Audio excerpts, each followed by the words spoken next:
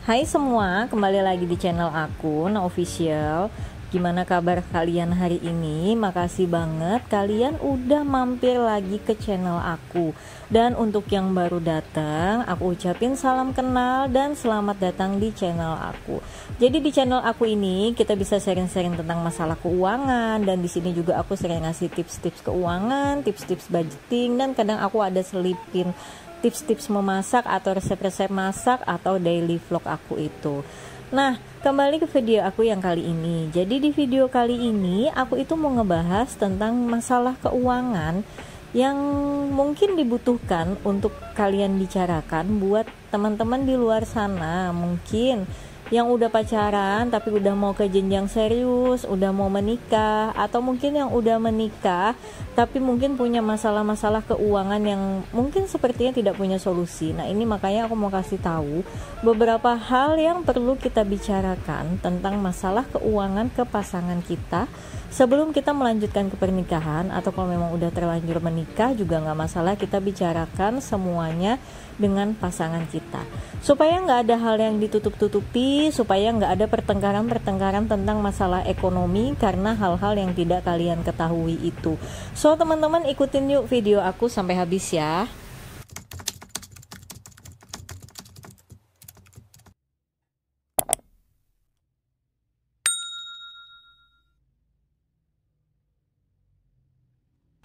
Mungkin bagi sebagian orang ngomongin masalah keuangan atau pengen tanya-tanya tentang masalah keuangan ke pasangan itu jadi sesuatu hal yang sungguh sulit untuk diucapkan ya, karena takut dianggap kepo, takut dianggap terlalu pengen tahu, atau takut dianggap matre malahan. Tapi sebenarnya hal-hal tentang keuangan ini penting banget dibicarakan buat kalian nih, misalkan yang masih pacaran tapi udah niat mau nikah, kayak udah di planningin mau nikah, kayak misalkan udah beberapa bulan lagi kalian udah atur ini buat pernikahan, atau kalian udah lamaran kayak gitu. Nah, sebelum meranjak ke arah yang lebih serius, masalah keuangan ini harus kalian bicarakan betul-betul teman-teman, supaya kelak ketika kalian menikah kalian tidak akan lagi ada masalah-masalah hal-hal tentang keuangan yang akhirnya jadi batin sendiri nih. Keuangan kalian belum terpenuhi tapi si suami takutnya nggak peduli kayak gitu, atau mungkin si suami malah yang tertekan tapi si istri yang nggak peduli.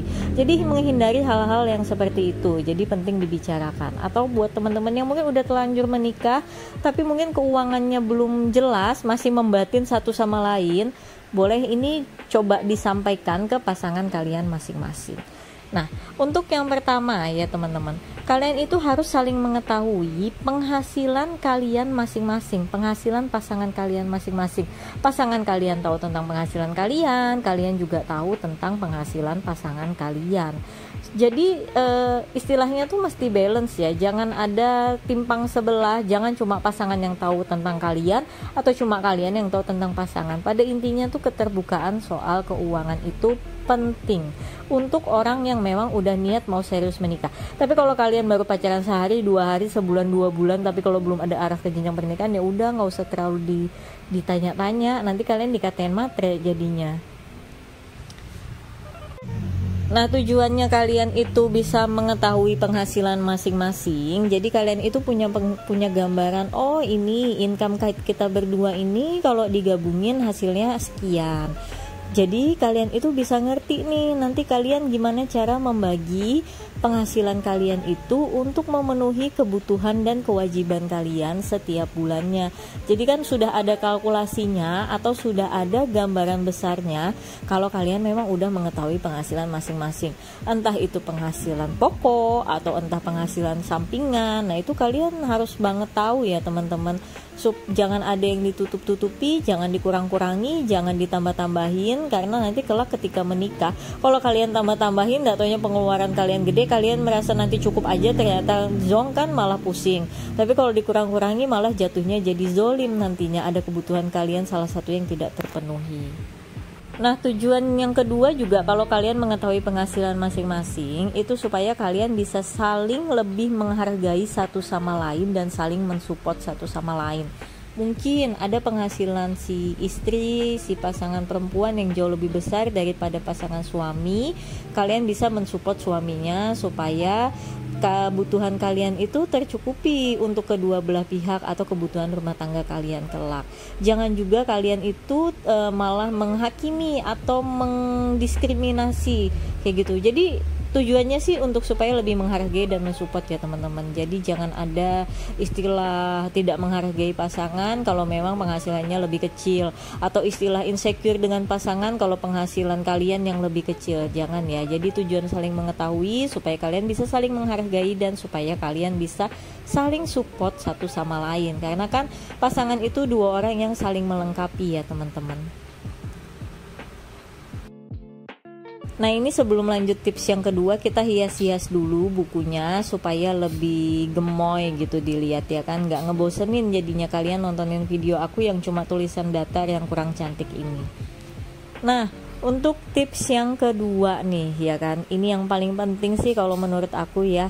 Jadi kalian itu mesti banget tahu dari mana sih sumber penghasilan pasangan kalian masing-masing ya, supaya kalian itu mengerti nih uang yang kalian dapat kelak, uang yang kalian terima kelak buat nafkah hidup kalian setiap hari, yang kalian jadikan biaya hidup kalian setiap hari itu apakah berkah atau tidak ya kan. Jangan sampai nih bisa ngasih penghasilan bulanannya banyak tapi ternyata uang hasil nggak benar, uang hasil utangan kayak, uang hasil judi online kayak, pokoknya dari hal-hal yang nggak benar ya teman-teman. Jadi makanya penting banget ditanyakan baik-baik, diselidiki baik-baik kalau perlu diketahui. Itu pokoknya kalau ketika kita mau nikah itu kayak hal-hal kayak gini nih penting ya, walaupun kayaknya terlalu ini kok ini cewek kok terlalu gimana banget sih kayak gitu, tapi menurut aku sih penting ya, mau yang cewek mau yang cowok itu penting banget kalian saling tahu untuk sumber penghasilan pasangan kalian masing-masing tuh gimana. Kalau bisa sih pasangan cari yang jujur-jujur aja, jangan terlalu banyak bohongnya supaya nggak kaget nanti ketika menikah.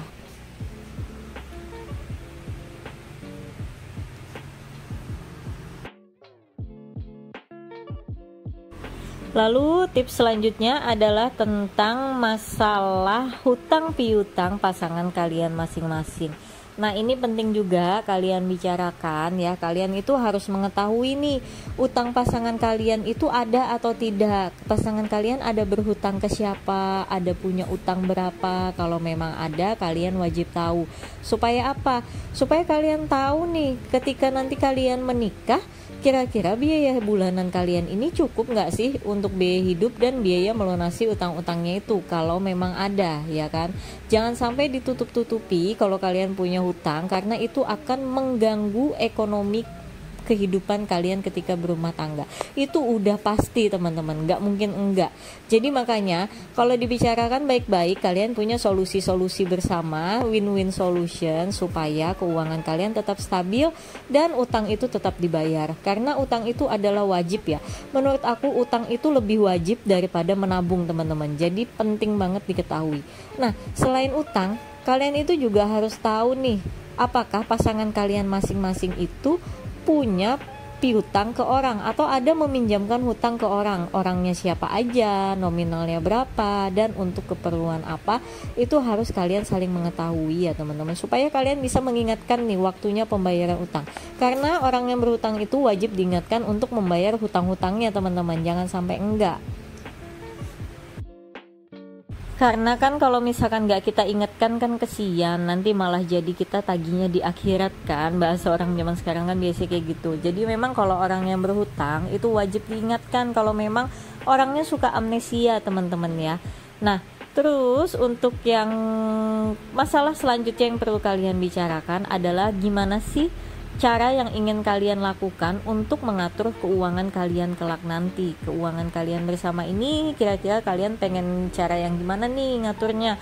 Pakai cara 50-30-20-10 kah? Atau 50-50 kah? Banyak banget persentase keuangan sekarang yang bisa kalian gunakan buat mengatur keuangan kalian setiap bulannya.